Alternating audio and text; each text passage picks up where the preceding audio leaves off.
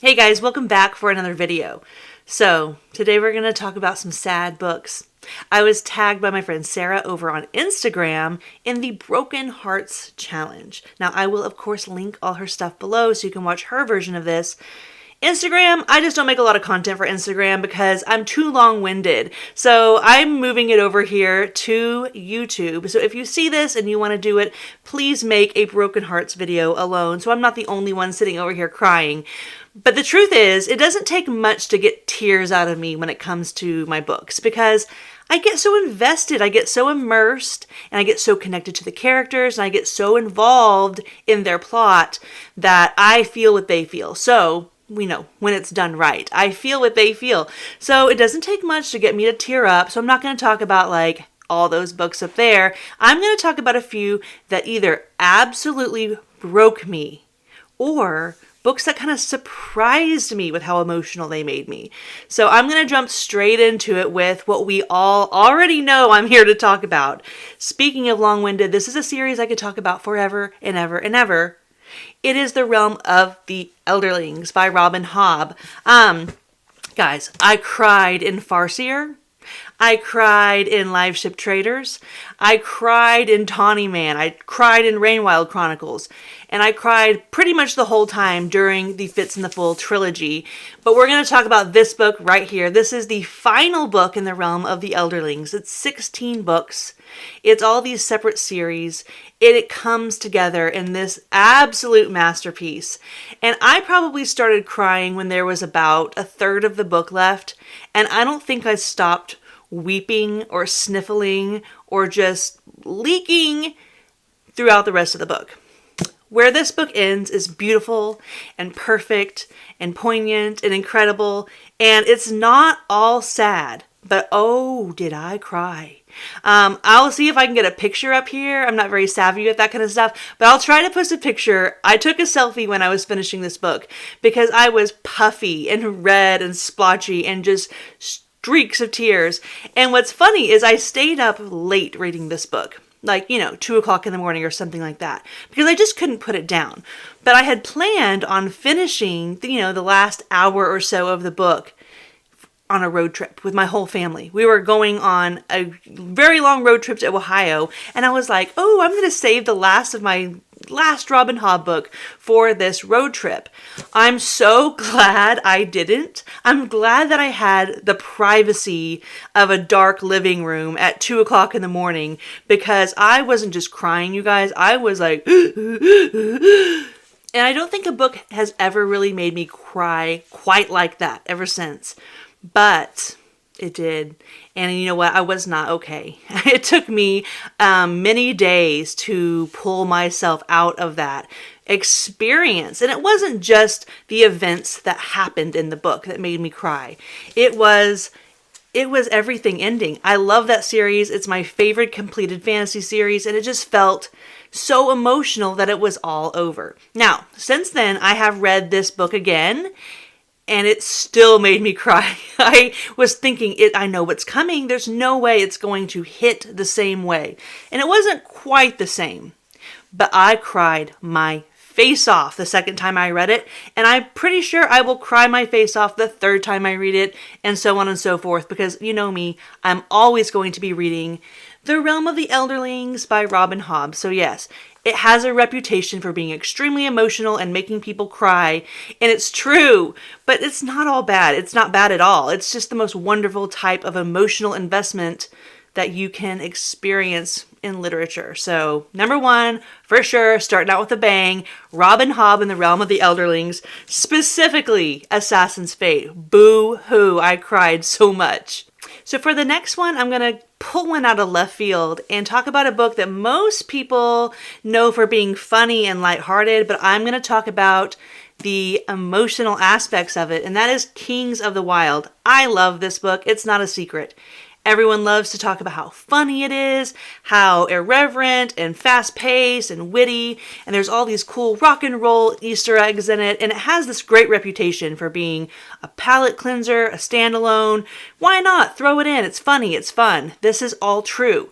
but it's also a really good book that's well written and super emotional in a couple spots.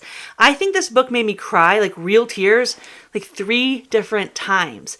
But the one moment that gets me the most is a moment involving siblings, which is very special to me and just absolutely moved me. And I was crying, you guys. I did not expect this funny, cool, throwaway book to be so emotionally impactful, but this book had me crying several times.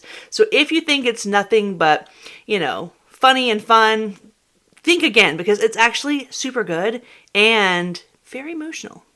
So Stephen King is definitely best known for being the king of horror, but did you know that his books usually pack a pretty heavy emotional punch as well? I am going to talk about 2 Stephen King books today, which is maybe a surprise, but the first one I want to talk about is Pet Sematary. Oh my goodness, this book made me cry like a baby. And the funny thing is for some reason I chose this as a vacation book.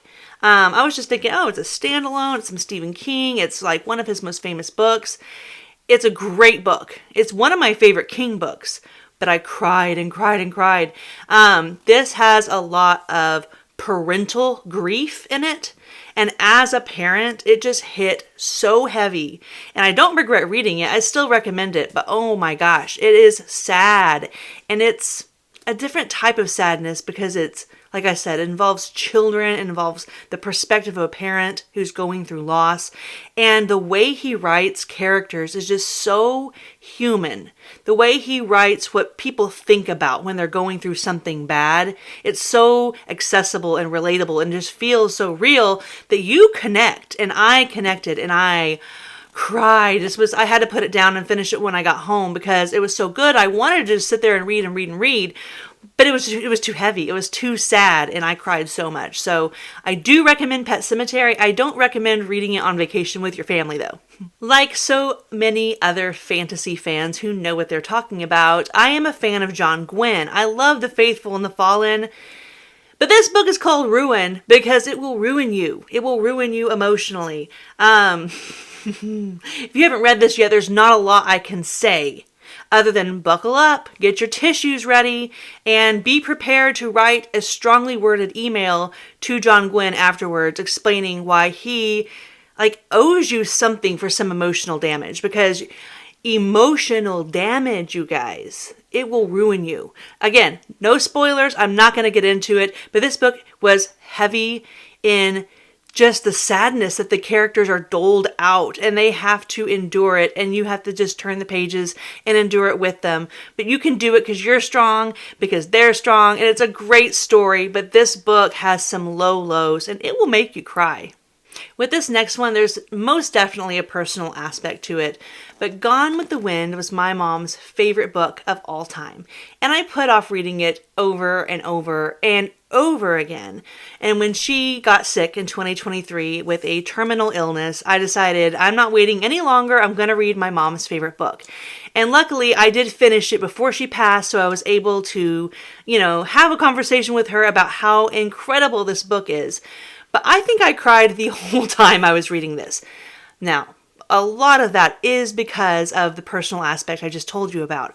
But a lot of it's just because this book is so heartbreaking and sad. There's a part where a character says, "There's nothing left but heavy loads." And I felt that in that moment. And it did carry me through in a way because heaviness and grief is something that you just learn to carry. And man, I don't know if you've ever read this. I know it's somewhat controversial, but I think this is an incredible book. It's historical fiction. It's romantic, but more than anything, it paints a picture of a time and place that quite frankly we'll never be able to completely understand. But I'm so glad I read this. I'm sure I'll read it again at some point in my life, and I really do understand why it's a classic and why so many people count this amongst their favorite books. It's great, but it is sad. All right, for my last book, I am going to double up on an author. I know, the same author twice on one list, that's not like me. But I needed to talk about Stephen King some more, because if you're hesitant to read Stephen King because you think it's all clowns and sewers and, scary horror stuff, you're missing the mark, because what makes his books work, what makes the horror aspects impactful, is the fact that he writes characters in such a way that they are so real, they are so human, they're so believable that you're scared because they're scared and they're real. Oh my gosh, it just works, okay? So I want to talk about The Dark Tower. This is Stephen King's fantasy series. Now, even though it's fantasy, it's not a blanket recommendation to all my fantasy friends because it's weird. Like, this series is bizarre. It's the weirdest thing he's ever written, possibly. But I love it. It works for me. I'm a big, big fan. But arguably, the last 2 books in The Dark Tower are the weakest ones. So why is book 7 on this list? Because I went through a journey with these people. And I still really liked this book. But my gosh, I cried and cried. There were events that happened. There were high highs. There were low lows. But it was all happening to people that I believe in. People that were my friends. People that I have been through some weird, crazy shit with. And all of a sudden, like, it's coming to an end. Either like with their lives or with just the story or just the end of their journey. I got so emotional so many times in this last book. So if you've ever considered reading The Dark Tower, like, let's chat about it. It may be for you, it may not. But I love it, and oh my gosh, it made me emotional. So I think that's it, guys, for this list. I gotta know, what do you think? Have you read any of those books? And if so, did they have the same impact on you? And if you do read them, please keep me posted, because you're going to need some tissues, but these are some really, really good books that I love recommending to people. Just know that you're going to cry. And if you don't cry, what's wrong with you?